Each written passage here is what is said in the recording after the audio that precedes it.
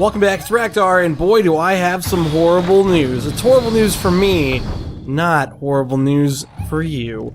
I totally forgot to save after the last time I recorded.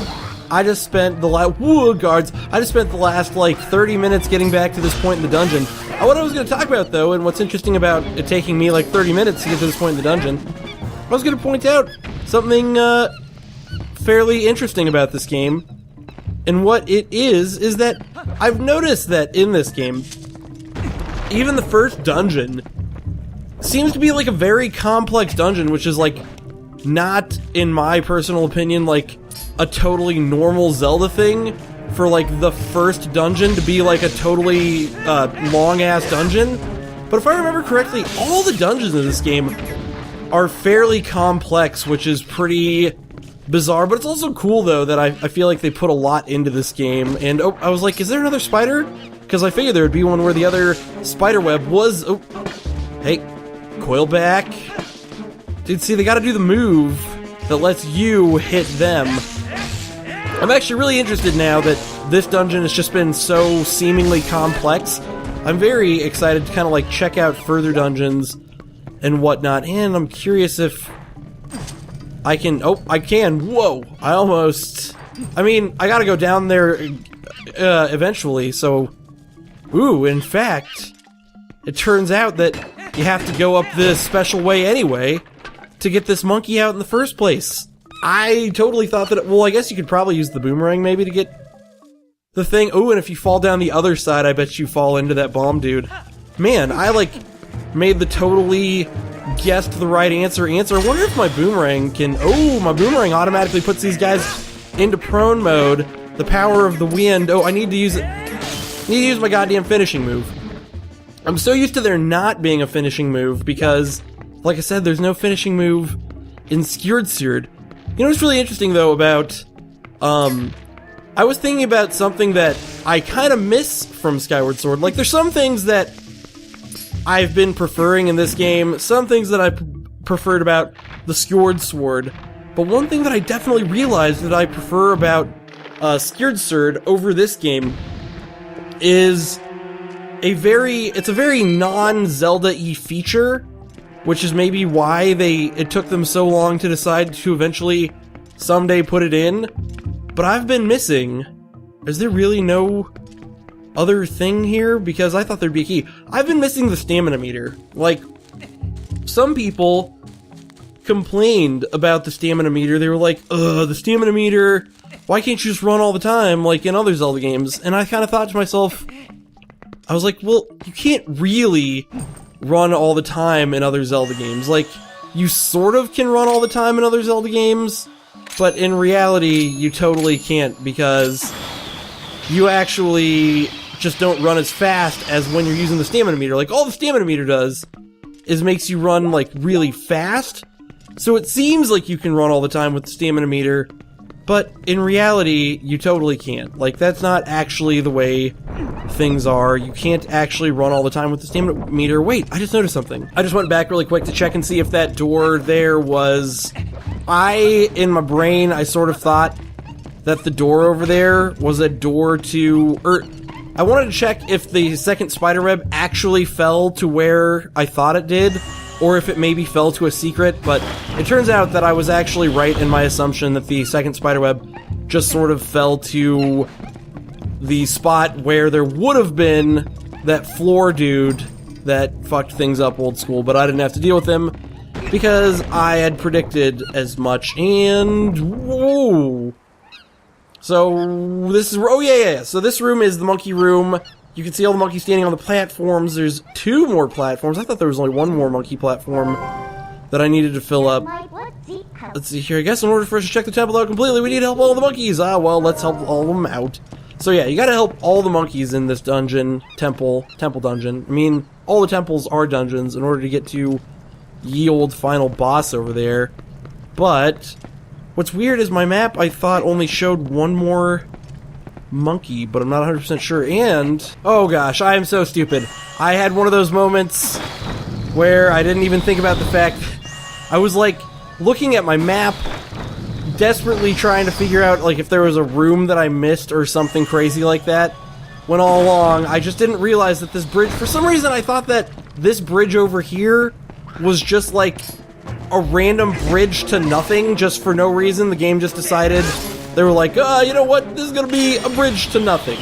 In case you thought maybe we should make it a bridge to something, we instead decided to make it a bridge to nothing. And then after I, like, sat there and thought about it for a second, I'm like, why would they make a bridge to nothing?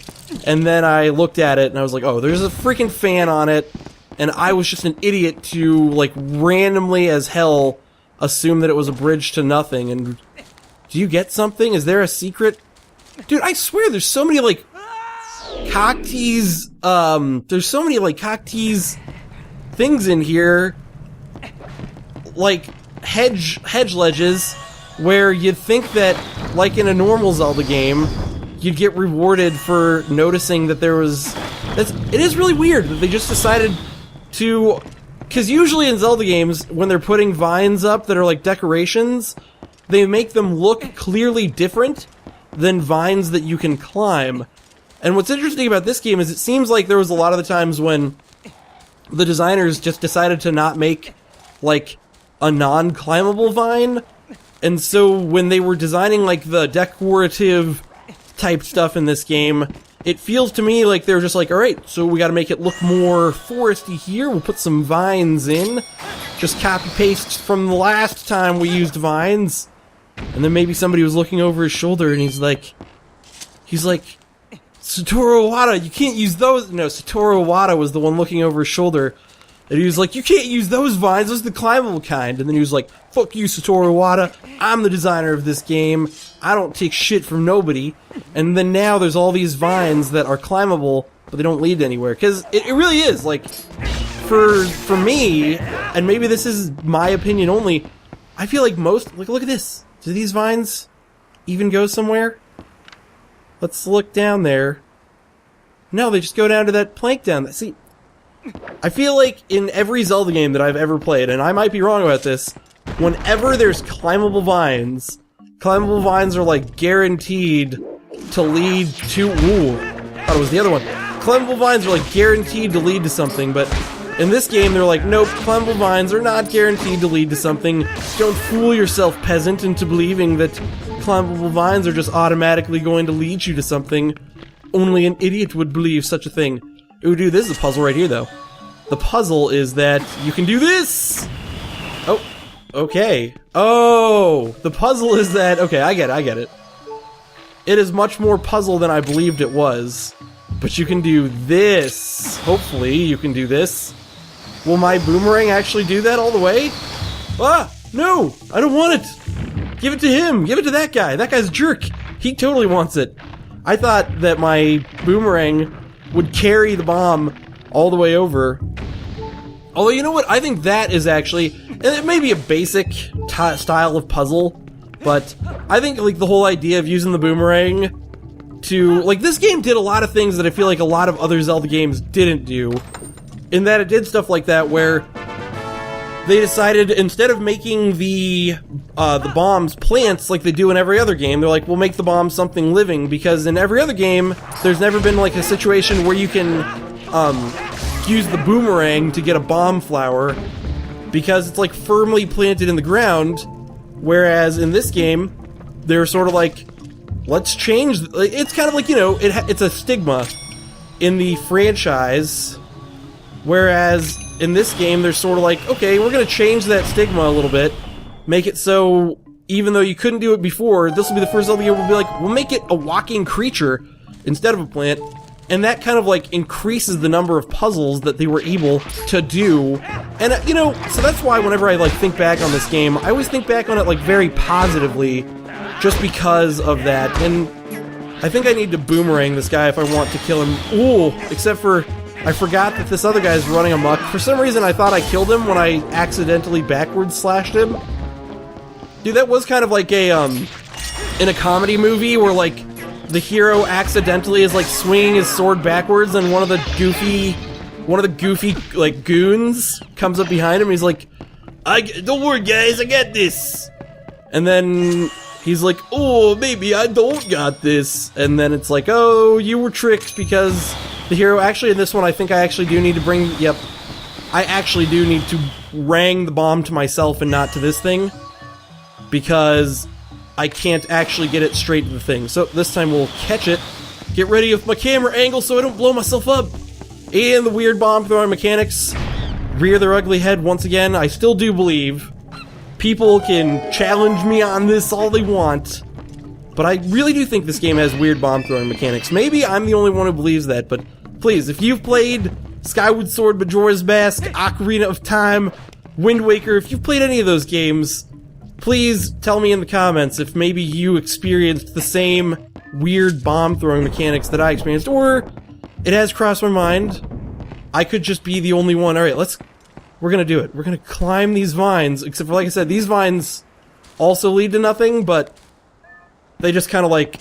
I wonder, wait, maybe there's like a secret if you grab that ledge. Ah, don't do that. Whoa! Alright, maybe there's like a secret. No, that's not a gravel ledge. That's not a secret.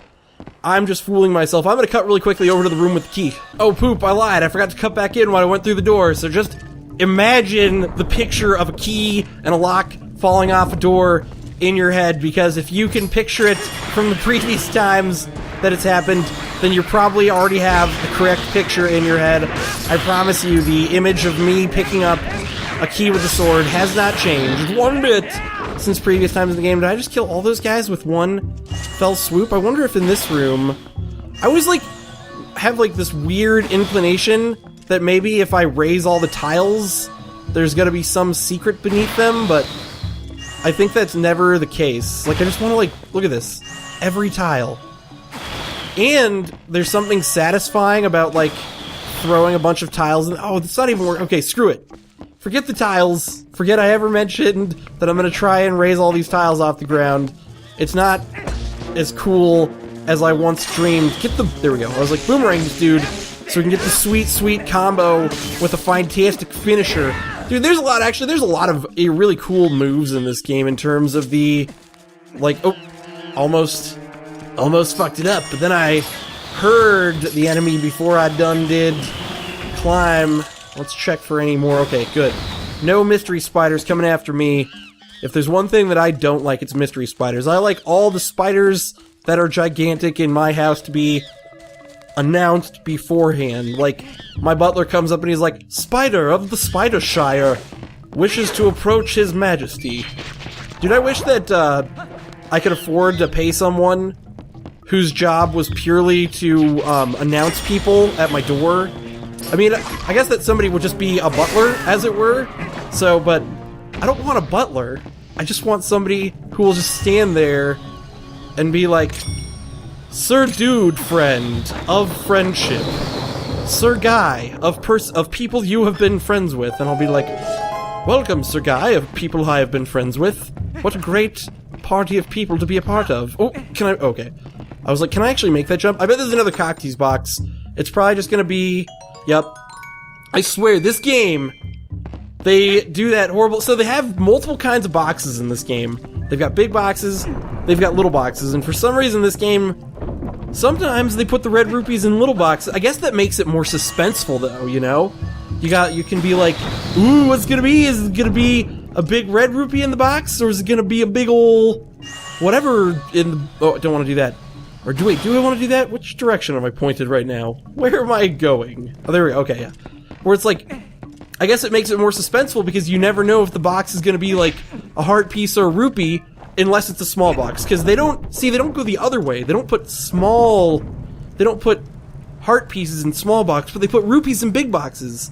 And you could say, oh, but it's a red rupee, but sometimes they put yellow rupees in big boxes, and sometimes they put, red rupees in small boxes. I hate it. I hate it so much. It's just not fair. They're teasing ol' Raktar, and that is just not nice. A thing to do. Look at that. They even... those climbable vines over there. I'm going crazy right now. They even put a platform for you to get out to them and climb them, but when I'm looking at it from here, it seriously looks like they don't lead anywhere. Oh, I gotta... Oh, crap. I thought I was like, I got a leap of faith right here. And I mean, I was right, I do have to leap of faith, but You gotta time your leap of faith. See? You gotta do it. There we go. Oh, shit! How could this be so hard for me? It's like the most complex puzzle I've ever done in a video game is right here. And look, I'm almost dead now because I can't just grab these damn monkeys' hands. How did that happen to me? See, look at this. Just randomly, right here. They've got a little platform you can climb out. And then they've got climbable vines that presumably go nowhere. I am gonna write the designers of this game and be like, dear designers of this game, you seem to have included climbable vines in many locations in your dungeons. And your climbable vines seem to all be very confusing and badly used, and they all make me very unhappy. Please send your designers back and tell them that their stupid climbable vines are not well decided and well chosen. I hate you, love Raktar. Ooh, this is what I took my battle out for. There we go. Cool. And with that, Fairy Catch and my annoyance in this climbable vines, which I've talked about a lot this episode for some reason, I'm going to end this episode right here. In the next episode, I'm going in the big boss door. This has been Raktar. Thank you for watching.